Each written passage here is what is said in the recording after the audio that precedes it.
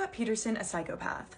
Many people have noted his very calm demeanor when being interrogated by the police about his missing wife. Reporters commented on it as well. Whether he was a worried innocent husband or someone hiding a murder, he just seemed very stoic.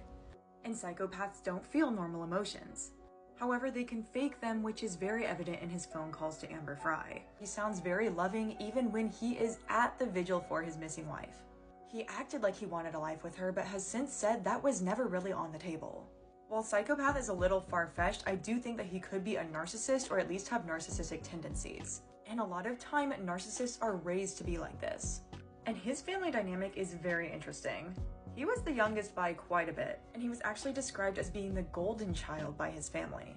So his parents each had other children from before the marriage. Scott was the only child that they had together, and he was also the only child of his mother's that she kept. His mom had gotten pregnant twice before him and put those babies up for adoption. They later reconnected, and his long-lost half-sister Ann Bird ended up writing a book about this case and why she believes that Scott is guilty.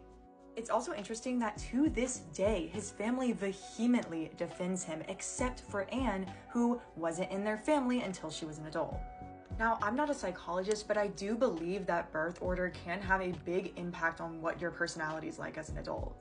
As Scott being the only child of the couple, he never really grew up having to share things, hence being the golden child.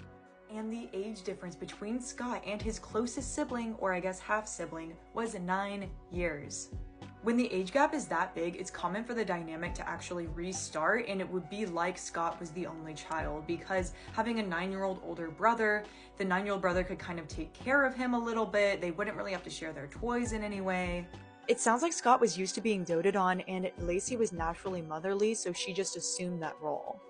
And of course, Scott's mom was described as thinking Lacey wasn't good enough for his son. Which again, if the mom acts like that, there's a very high chance that the son would grow up with narcissistic tendencies. Let me know what you guys think in the comments. I mean, to murder somebody and take them away from their family forever, I'd say that is a very narcissistic or selfish act. And Lacey's mother has said, "Let our family rest," but Scott keeps insisting that he's innocent, and he just spoke in that Peacock documentary.